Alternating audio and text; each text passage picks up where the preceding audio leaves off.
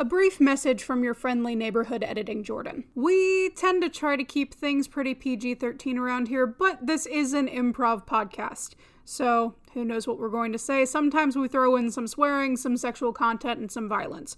So, as a general warning, viewer discretion is advised. Also to be noted, the opinions stated about a certain tabletop role-playing game are just that, our opinions. We love the game and we like talking about it. So, any criticisms are really just all in good fun. That being said, wizards, please hire us. All right, with that out of the way, let's get on with the show. Recording Why? lady jump scare. Because it's the scary episode, that's why. I had to make a loud, shrill noise to scare the audience. It was actually so loud that it, flatlined. Didn't hear most of it. Okay, one more time. No! Better. And that's gonna peak.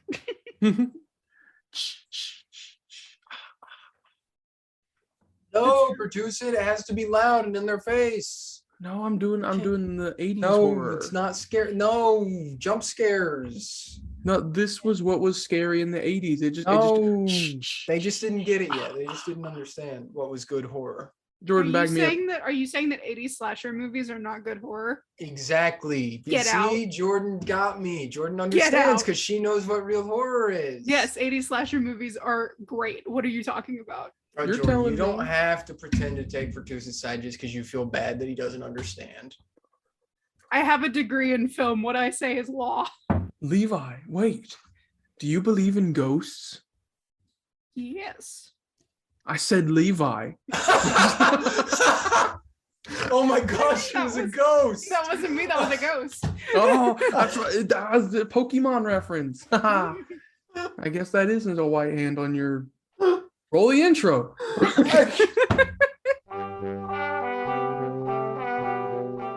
Hey everybody, welcome to the Nat One Podcast, aka Nope, because nope, you're not gonna want to hear what we're about to have to say.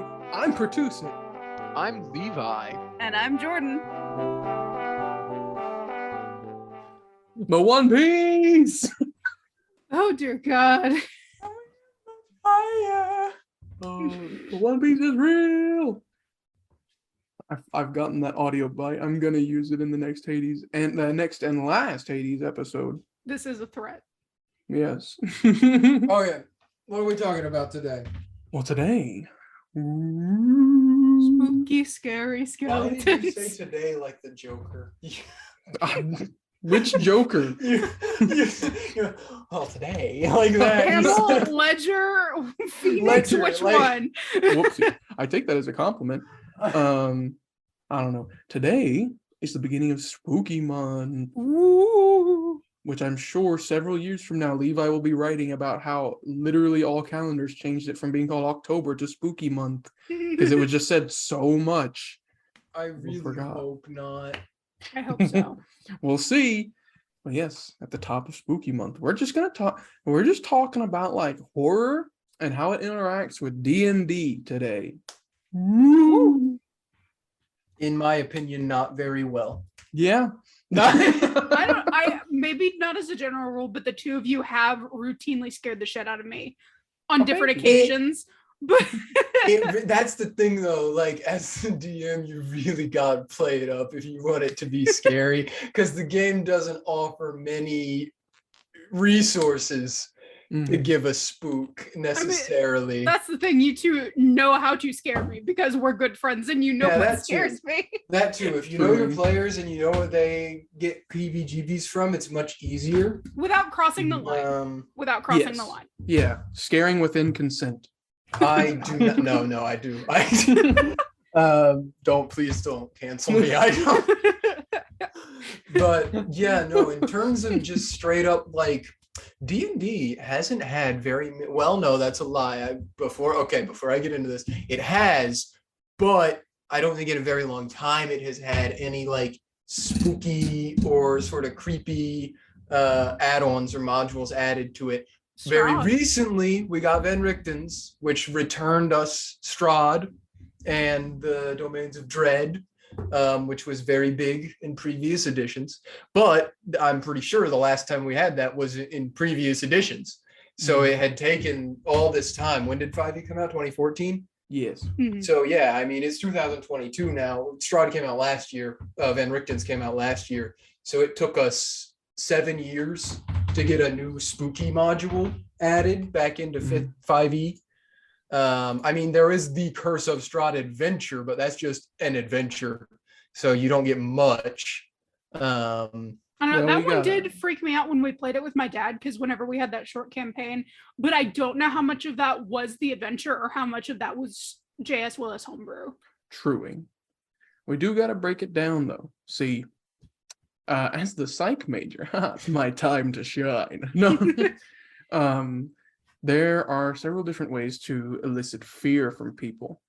And, you know, generally there's different subgenres of horror, different ways that people get scared, and it's not always the same. People aren't scared by the same things, and some people scare easier than others. So we got to start with the rules kind of first here. Let's start with, what is every type of horror that you can think of? Shouldn't take too long. Shock horror. I took a genre class about this. Give me a second.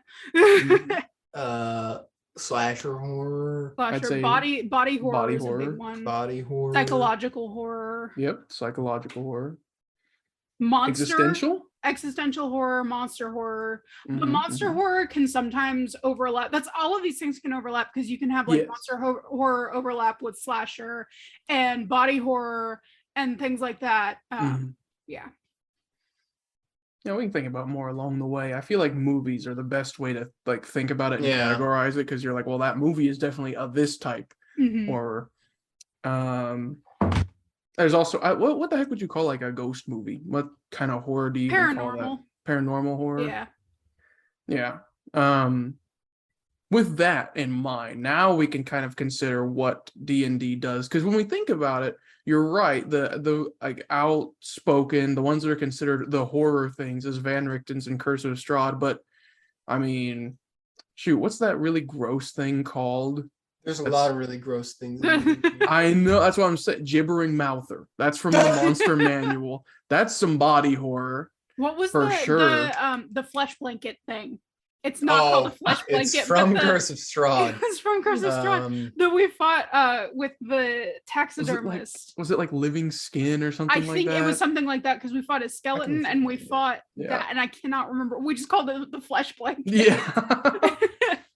That freaked me out to no end. That like ugh. That's what I'm saying. That's some, like, I'd say body / paranormal horror right there. But there's like a handful of just like monster. I mean, like a Mind Flayer and Intellect Devourer aren't really. Those are almost literal psychological horrors in a sense. A monster / psychological horror. The idea that you can just get zooped, but not killed, but like taken over. It's like that one film. Oh shoot, Body Snatchers.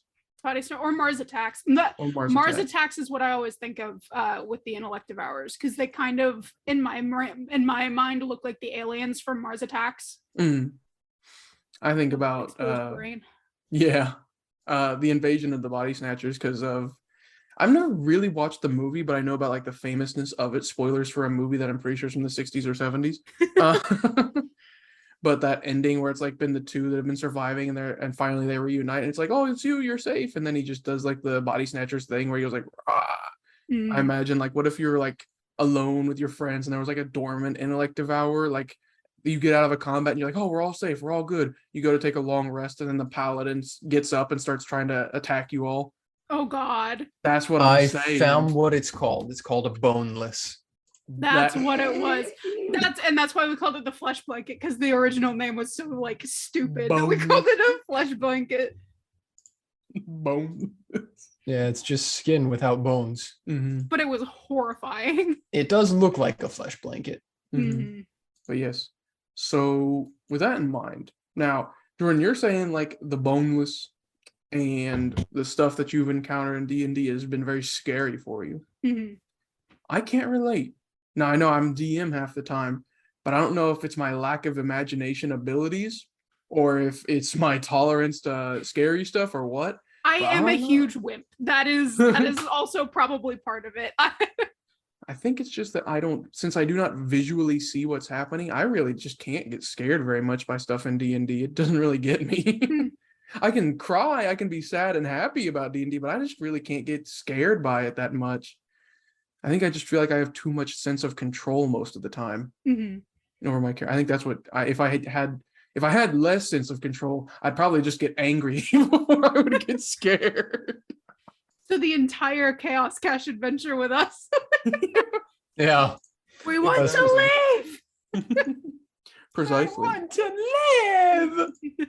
I think that's a tight balance to walk as well. In like most horror situations, obviously the people in it are almost always just getting very frustrated because they just want to live their life.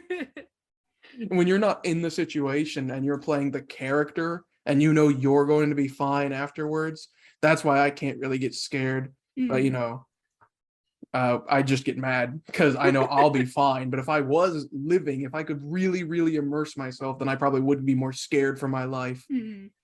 But Levi, how do you feel about how horror impacts you in D&D play? Most direct methods of horror, like body horror and like violent horror, doesn't really spook me all that much. And I think that might just be a symptom of modern media has desensitized me to a lot of violence. Growing up on the internet in the 2000s. In terms of visually seeing violence, I've been desensitized to a lot of it. What gets me more so is like psychological and existential horror. That's what can genuinely creep me out, because that's stuff that like in certain ways can actually carry over into the real world and continue to haunt me in my head afterwards. Great. So I'm glad to hear I did good. No. What was it that freaked out everyone? I don't remember what it was in response to, but there was some point, I think somebody was sending a message and you did the whispers from the Mandela catalog, and you did that, and everybody at the table was like, no. Yeah, everybody. Yeah, that was really creepy. It really freaked me out. Quick little primer of information. So was this almost a year ago that this happened? I think it was. Oh my goodness. Like October last year-ish, or November last year-ish. Was it that long? I think it was. Really? Chaos Cash. Way back then. Maybe. I'm not I don't sure. think it's been that long since we did the Chaos Cash. I'm not sure. I can't remember. Might have been December or January. But anyway. I think it was December because we played it like a bunch over a long break. I remember it was in person, so it had to have been some kind of holiday. But we were doing I had a thing. Olympus campaign, Greek mythology campaign. Not Theros. The villain is supposed to be Chaos, the primordial entity. And so I've had these, what we have now been colloquialized as Chaos Caches. They're locations of interest that were found by a Chaos cultist. I've decided to make all of those like reality bent and warped places. And at the time that we did that, the party decided to go to the first one, I was really into analog horror. I super love analog horror, and we'll get into that later for sure. But when we did that one, I wanted to incorporate that if ever there was some sort of divination type magic being used. And so I did. I found if anyone here has watched the Mandela catalog, if not, I highly recommend it if you want to see some really spooky horror. But if anyone here has watched it, you'll know that the robot voice used for Gabriel, I found out how to do the text-to-speech bot for that, and so I used it in a D&D session with the lights off, and everybody, I guess, was really freaked out by it. Yeah. Yeah. That's chaos, because I wanted chaos. I wanted the threat of something bigger than the gods to feel like it has more power than anything else, so it literally warps reality and bends magic and the known world and all that stuff. Well, and I think that that Chaos Cache was so terrifying because we had the source material to reference back on. And so the combination of like your descriptions plus us then getting to see the source material art afterwards was just like, I hate it. But in the best way possible. Like Levi, what did you think about that Chaos Cache's horror element in particular? I don't know if we've ever actually talked about this. The horror element, I mean, just the element or like me as a player?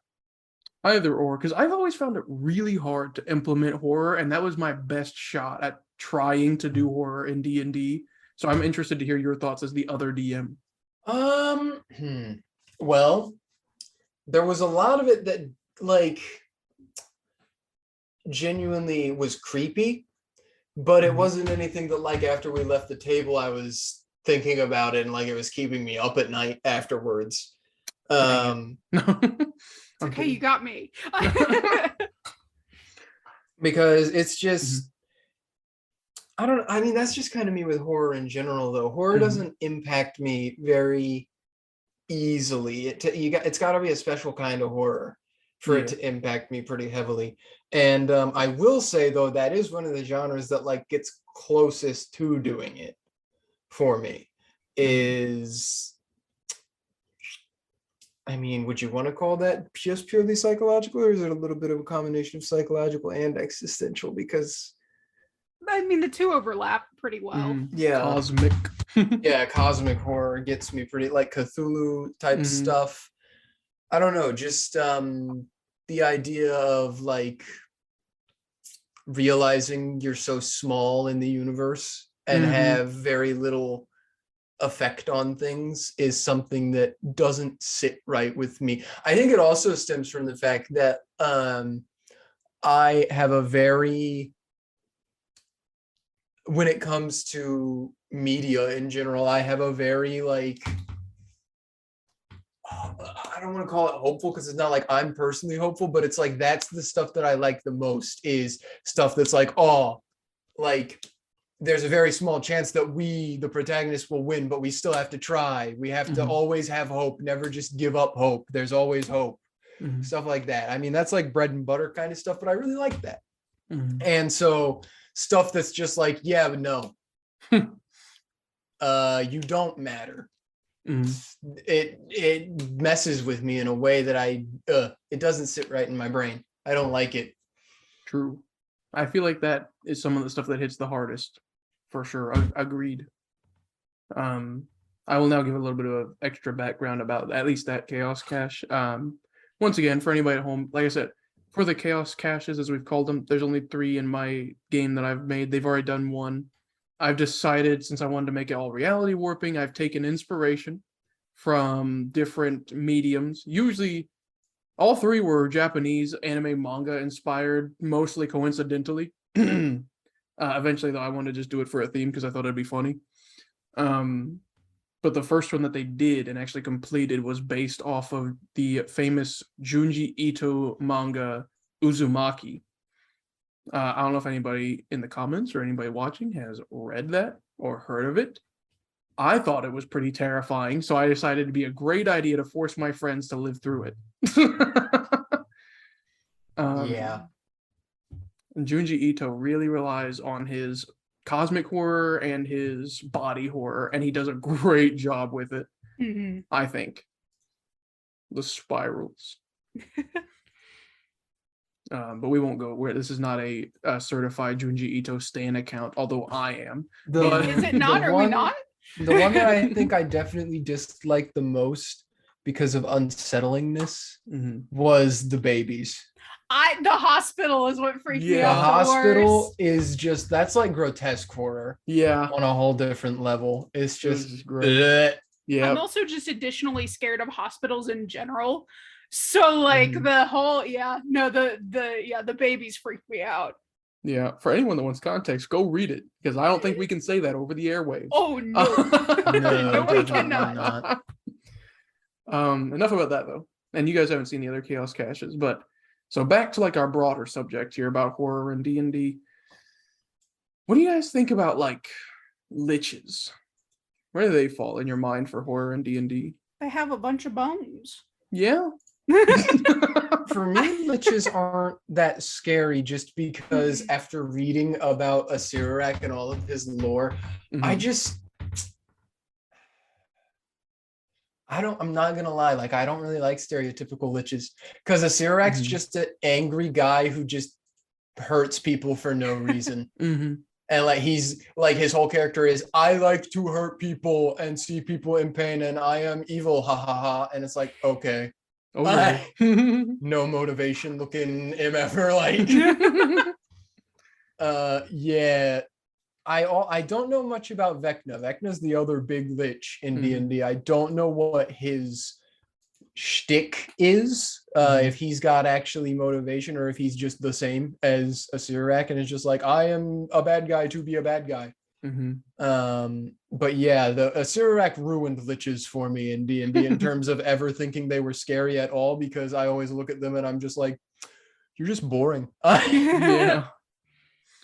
What do you think, Jordan? What do you think about like liches? I think scary is not the right word, because like I don't think they're scary like oh, they terrify me. From like a character standpoint of like, what was the quote that I used the other day from Ferris Bueller? This guy could squash my nuts into oblivion. That kind of scary, but not like horror scary, more like oh, this is a threat and this is not good. But also after someone in our party became a lich, that also kind of dampened, like it's like, yeah, I mean, how bad can it be if Saladin's won? Yeah, it's a shame. I feel like liches are supposed to be way scarier than they come out to be, because they're definitely strong in a fight, but this is, I feel like, one of the biggest limitations of D&D. Maybe this is just me again, but just the complete lack of any. The only thing you have to go off of is the description of the DM, and even if you have an amazingly painted picture, sometimes it just doesn't. You can't. Yeah. What's it? I mean, you're hearing about this bone guy, but even liches don't look that imposing usually, unless you're freaking Ainz. So it's just like he's just a skeleton in a robe. Ooh, and his hands glowing a little bit, and then he kills you, and you're like, well, now I'm just mad. And we're back to just getting angry. See, I don't think liches are like horror scary. I think they're like, oh no, this is a problem scary in D&D. Oh no, strong man. Oh no, strong man, I'm gonna die. Now, what about aberrations and those type beats? Aberrations do get me a little bit. They freak me out just a little bit. The more common ones, like the Beholder, doesn't scare me too much, just because his thing is I shoot eye beams, and it's like, okay, but Aboleth kind of actually spook me just a little bit, because I actually know a little bit more of their lore, and Aboleths are like freaky because they're like these extremely intelligent, psychically powerful beings that have formed a giant secret society that plans to one day rise up and overthrow the gods and retake their world that they once had before the gods came along and kicked them out. I mean, all of the aberrations pretty much are based off of like Cthulhu style stuff. So again, I just talked about like that's the kind that gets me the best, is like Lovecraftian style stuff. Yeah. I really need someone to make a Hannibal Lecter Aboleth, because I feel like that would be like just amazing characterization. Would that eat other aboleths? Yes. And also people. But like, yeah. The worst, I'm more talking about like just the psychology and like the mind control and the not the cannibalism. No, not the cannibalism. The hyperintelligence. Aberration though has to be the cranium rat. Yeah, I was gonna say the elder brain. No, it's the cranium rat. Oh, elder brain's pretty scary. No, I'm joking. I did. No, I'm pretty sure I told you guys that that's what I used for the Chaos Cache boss, if you want to call it. That was an elder brain. Yeah. Because they have that 5-mile radius mind control type thing. Now we've got the elder brain dragon. Yeah, is it called that? Yes. Okay, I know back in like beta times it was called Illithid Dragon or something like that. Illithid. But yeah, there's that. Okay, honestly, I don't think it's not called thalassophobia. What I have, I don't think.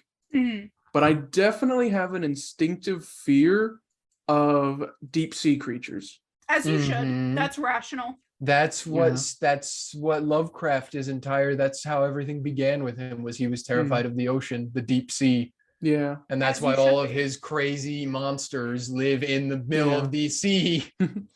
That's why I'm not super scared of the mind control elements of most aberrations. Like, again, most of them just make me mad. But the sheer appearance of some of them makes me go like the aboleth. I don't like the way he's looking at me, dude. I don't. You he's were just a also the baby. one that got hit worse with the aboleths. I know. I got mind control, and it just made me angry. But before the mind control, when it was just like looking at me, I was like, "Why is he looking at me, dude? He looks so weird. I hate him. I hate the tentacles, man." Now I have to look up a picture of the aboleth because it's been a hot minute since I've They're looked scary. at the aboleth. Looking. I hate them. He's definitely not the prettiest princess. If you want to see No. even worse ones, look up on like Google Images aboleth, so you don't just see the D&D one. That's what I'm I'm looking at. good. Get that away. No. But stuff like boneless didn't really scare me. I don't know. I think it's because it was smaller. The bigger something is, the more frightening it is to me. Mhm. Especially if it's a deep sea squid looking MFer. Or what's that? What was that one crab thing that's like an no. It's in the astral sea. It's a big crab looking thing. Oh, it's the Dreadnought, Astral Dreadnought. Yeah, that I hate that thing too because it's so big and menacing and literally pretty much is kind of like the Tyranids. beat It just it. exists. Yeah. We technically beat it. We had to call mom, but we beat it. I'll Says make you fight a real one. I almost had to 1v1 a real one or several 1v100s. But yeah, I don't like big sea creature looking things that aren't in the sea where they're supposed to be. Yeah, I think a Stay part of down it is there. just the innate human fear of the unknown. Mm-hmm. Because we are, as far as we're aware, the most intelligent creatures in existence. And so a lot of our existence banks off of us knowing things. We have knowledge. That's our thing. Humans are smart. So when there's things that we don't understand, we're like, I don't like that. Yeah. That's Get why that away from space me. is terrifying. Mm-hmm. For some reason, I'm not scared of space like I am of the ocean. I don't know why. I'm more afraid of space than I am the ocean because the things that live in the ocean, in theory, cannot live outside of the ocean. So as long as I stay out of the ocean, I'm fine. But There the things could that be are in things in space, space that in theory couldn't live not in space. We just don't know. but there is a higher fair. probability of something being able to come from space and get me than there is from something to crawl out of the ocean and get me. I don't know. I've never Can I seen get a you? thing. I've never seen a giant crab come out of the sky, but I have seen giant squids, like at museums and stuff. And I'm like, that came from like here. So I'm scared. That's 'cause I'm like, here. I've We know seen it's that. there. It's down Yeah, there. since There I are know that's those down there. right But now. we also know it's there. I know, but we know it's there. But I don't know if there's a where? crab up there. It can be Where down there quantified. is it? That's what gets me. Is it can? It's a real threat. The crab in space isn't. Because I don't know if it's real. I Don't haven't say seen that. one. The crab in The space is second gonna we hear have you. the I'll space take it. crab confirmed, Pertusa will be afraid of it. But Correct. until then, space crab, no fear. Pertusa Yeah. is fearless. Truing. See, I would rather have it like quantified and known as opposed to unknown. Like we were talking about human sphere of unknown. I don't know what's in space. I have an okay idea of what is in the ocean. Until I know there's a threat, I'm not threatened. But the minute I know there's a chance of a threat, I am incredibly threatened. I also can't swim, so that also decreases my like Well. increases and decreases. So like I'm less likely to go in the ocean where a giant squid could grab me. Yeah. See, I swim a lot. Well, I don't do it anymore, but I'm a swimmer guy if I have a chance. So there was something I was gonna say. Oh yes, that's a good lead-in. Another thing I feel like we need to talk about. How many? I'm almost certain both of you have heard of this, but have you guys both heard of the false Hydra? I Yeah. have, and it terrifies me, and I simultaneously want to play a campaign with one in it, and also do not. Mhm. I'm. We've all heard of the false Hydra. It's almost as famous as the dang Bagman. Bagman! I want to Bagman. befriend the Bagman, but go ahead with God. False Hydra. You and befriending monsters. I You know? love it. But yeah, the false Hydra, I feel like goes right into that fear of the unknown. When you show up and they're like, "Hey, what are you doing here? What happened to your friend?" And you're like, "Huh? That was my first time here." I love the idea of the missing party member that no one remembers. Yeah, that's the fear of the unknown of yourself, which is even more frightening because it's like, how did I miss that? Like, fear messing up with the perception of one's reality is terrifying. Yeah. Also, the design of the false Hydra and like fan art and stuff also looks. Oh pretty yeah, no, I scary. absolutely hate that. I hate the like, yeah, it's a Hydra, but human face.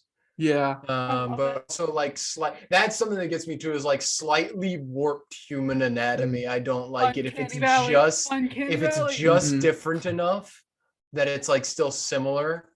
Ugh. Yeah, Oh my I don't God. get it. What? False Hydra has a bunch of troll faces. I don't get too got by Uncanny Valley, usually. Yeah. But I think I could. I feel like for me, I'm more apt to get kind of got by like Jordan doesn't like porcelain dolls. Oh, I really, really don't.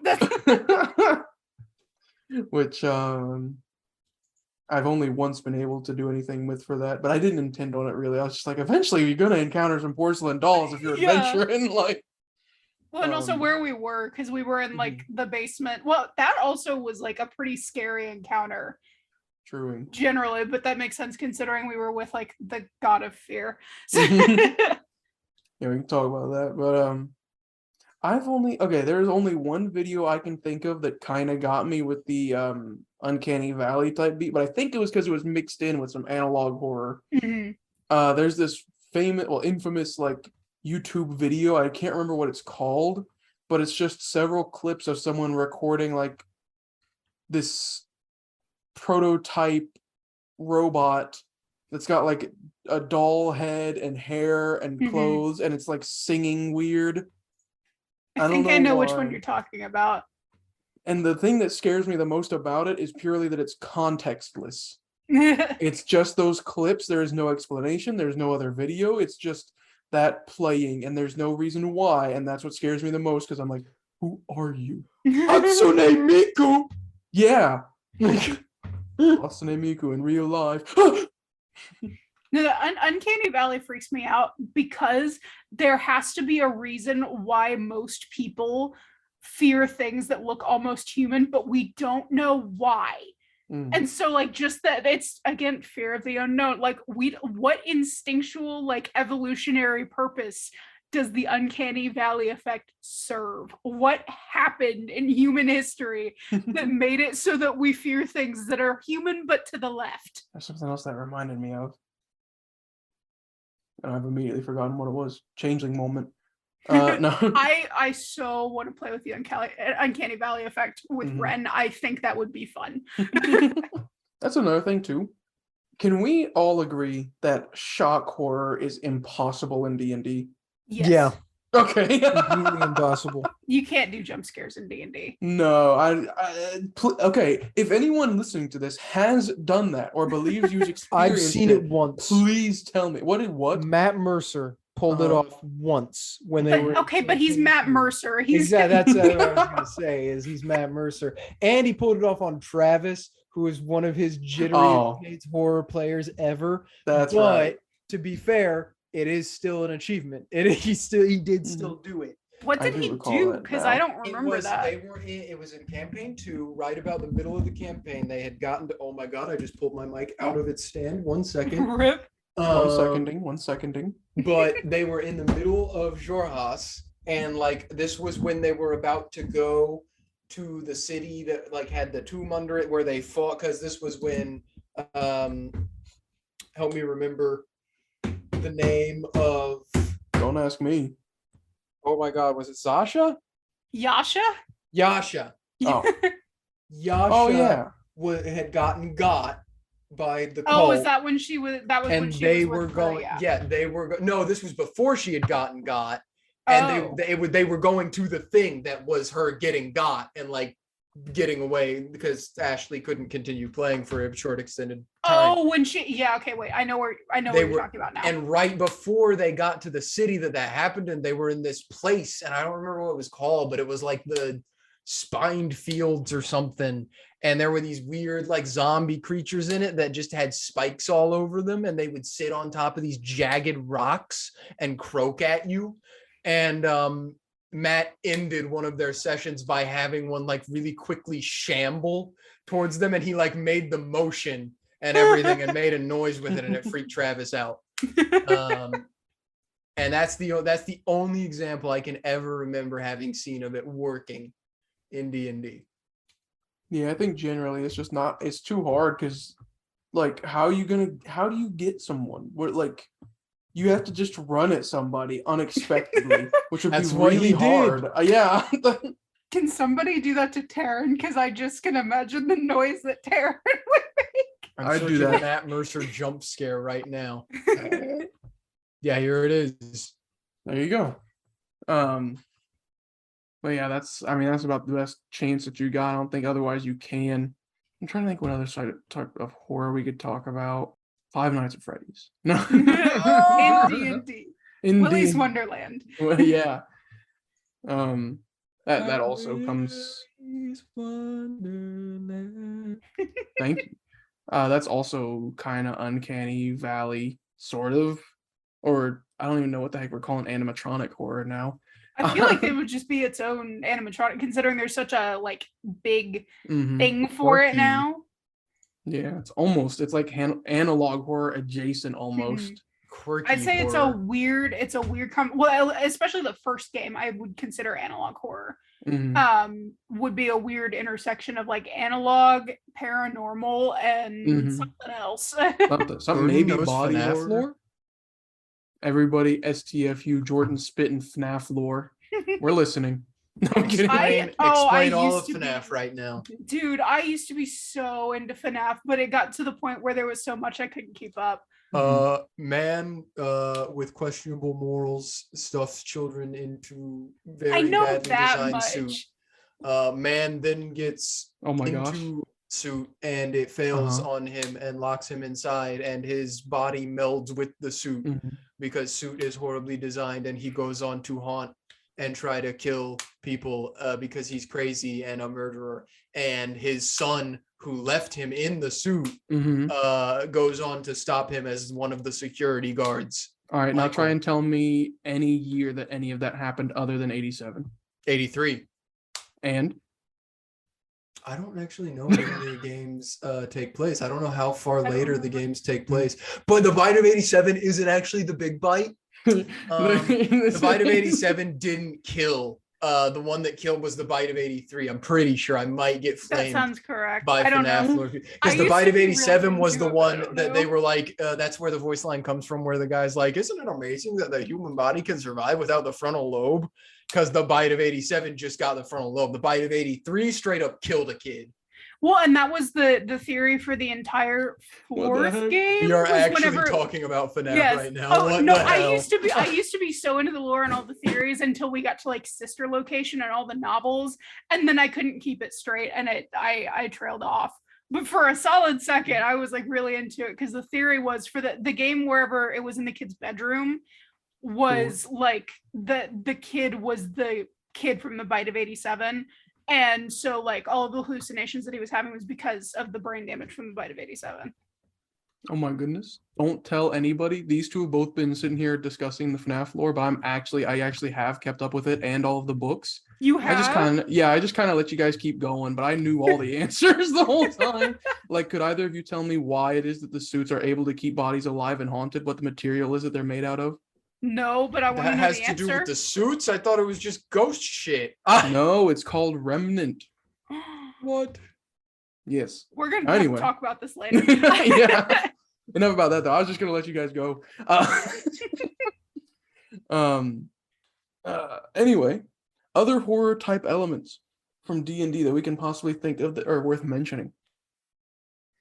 I don't know. What do we call it? Because I feel like there's also a very fine line between like what is just D&D standard violence and what qualifies as horror. Because generally in a standard game of D&D, you are going to see a lot of horrifying things that wouldn't necessarily be like normal human experiences. But I don't know if they qualify as horror. And it's a weird line. Like I said, I'm not really very scared of much, hardly at all. So I'm like of everything. Yeah, like if someone's like, you fight a dragon, I'd be like, okay. I have a hard time imagining somebody being scared of a description of a dragon, but is that a thing? Could someone be frightened by a dragon other than their frightening presence? Maybe. If a dragon was real and I met a dragon, I'd probably be scared of it in real life. But just a description, no, a description doesn't get me. Yeah, same like a lich. Yeah. I feel like that's the case for almost all D&D monsters, save for the really grotesque. Or like homebrew shit. I feel like if you're really gonna scare your players, you have to homebrew that stuff. Yeah. Like, what the heck is the name of that one monster that's like, it's got a really amazing charisma despite looking disgusting? Boneless. No. I don't remember. I can't remember what it is either, but it's got a weird name. It's like Squillex or something like that. Smurf Neplin. Yeah, Smurf Neplin. Yeah, Skrillex. Bangarang. I'll tell you, his haircut's pretty terrifying. Hey, 2013 joke. Yeah, I don't know. Anything else scary about D&D? The new beta is pretty scary. Yeah, I know. Material. No. Well, no, but yes. Is it possible for a player to be scary? Let's talk about that for a minute. I feel like you could. It really depends on what kind of scary they're going for, I think. Okay, what's a successful one, you think?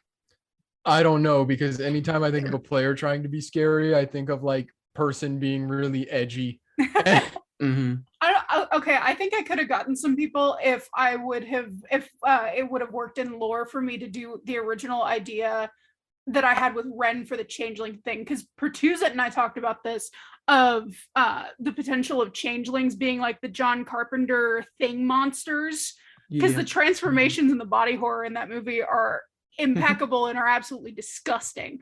And so my original idea, but it doesn't work in lore, so we're not doing it.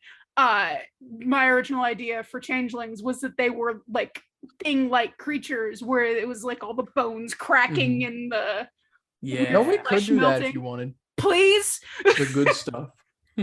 Because that's the thing is like, doesn't have to be like that, but like a changeling could do that if they wanted to. Could you just make it look like that? Oh my, this opens up possibilities. Yeah, like you're a changeling, you have control over how things look. So why not make your own transformation look different too? Hell yeah. Sure. I'm gonna keep that in mind, and that's gonna come up later. But like I think you could probably do a little bit. Probably body horror is probably the only thing that a player could effectively do through description of their character. I think it would be insanely difficult unless you do the whisper/secrets thing that people do. Because here's the thing. I believe, as we've talked already, fear of the unknown type beat, the best way to do that in D&D, since it is almost entirely a verbal game, the only way to really create horror that I believe is effective in D&D is the controlling of information. So like if you said to everybody, okay guys, we're going to do the False Hydra adventure today, everyone knows what to expect. They're not going to get scared. Whenever another player says, I cast Mage Hand to poke him on the shoulder, pointing to other player now knows what's happening. They're not scared because they're aware of what's happening. They know. But the minute you control what everybody knows and you don't let them know what they know, then they get scared because they're like, where did that come from? Why is this happening? You know, and you don't tell them. You just never tell them. Don't let anybody know. And then suddenly everyone's scared because they're like, I don't know. And I don't know why I don't know. So what you're saying is we will get a False Hydra. I don't know. I think what you were talking about is the Cybrix.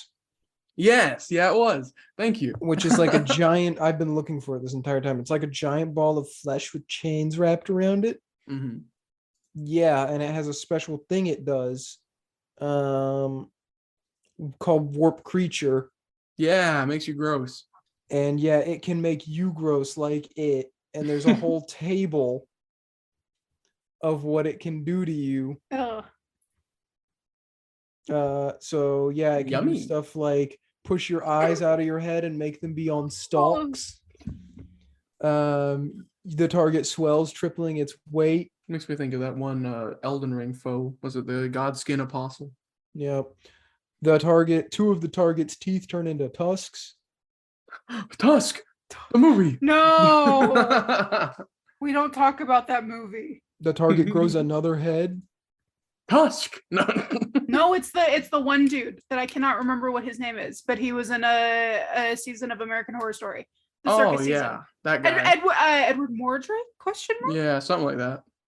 But yes, I feel like that is similar. The only way a player could possibly frighten other people, players, or the DM, but definitely probably not the DM, is through the control of information by texting and whispering the DM that they're doing stuff like Mage Hand, Prestidigitation, or whatever. Then the DM would just be like, okay, suddenly player A, you start feeling cold. They'd be like, why am I feeling cold? And then it'll be like later on, player A, you feel a tap on the back of your shoulder. Why? Like, you know, and the whole time it's been player C that's been texting the DM, okay, now I do this. Like, or you just roll a bunch of dice behind the DM screen and watch your players freak the fuck out. Brewing. And then vice versa, you come to the next session and tell your DM, oh, we've got some plans. We've been talking before the session. Because in both instances, there is knowledge being withheld. Or scare other players by alluding to a plan that you have for weeks and that it really doesn't turn out to be anything. Which definitely doesn't cause your DM to overcompensate by making extremely difficult encounters. However, the withholding of information is not just a tool for making people scared. It can also be a pleasant surprise and happiness. Like Levi found out with Zamda in the most recent session about the Lhasa. Yeah. Sometimes it can be good news that is withheld. But you still have to hold it back. Because otherwise it doesn't hit as hard. He didn't have to hold that back from me, though. I don't think anybody held anything back last session. Well, I sure didn't. I don't know about anyone else. Hey, yo, what the heck? I think Hector did. Hey, you're going to have to hold back for February, dude. You're going to have to hold that out, man. What are you going to do in November? February? I mean, we can't do anything in November, and February's Valentine. Burnt toast? That's all I have to say about that. All of December and January. Huh? I thought it goes 11-2. Like, isn't that how the calendar works? Yeah. I wouldn't know, man. I've had my memory wiped by a false Hydra or something. Something. Are you sure it wasn't an elective hour? I've had that guy. Intellective hour has been in my head ever since I was born, bro. It all started when I was born. It's called Genshin Impact. Not sponsored. True, but we probably could be because they give out sponsorships all the time. Please. Monday. Bertuzzi plays you so much, please. I should look into that and see what the threshold is for them to let us be sponsored. I think they reach out to you, but whatever. That's aside from the point. Hopefully this is being cut. Nope, it's all staying in. Oh! Yep, this is a threat. I'm rolling the outro now. Oh, okay.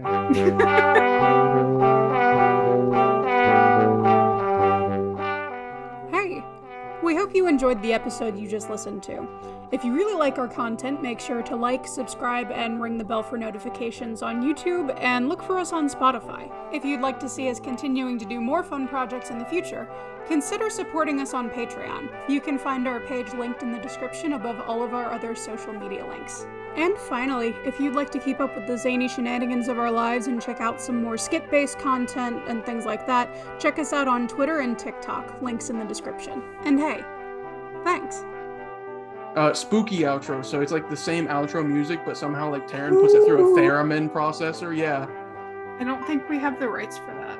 Taryn will figure it out, he's like a music guy, right? It's not copyrighted, that's why we can use it, so we can do whatever we want to it. If not, I'll make it right now, okay, ready?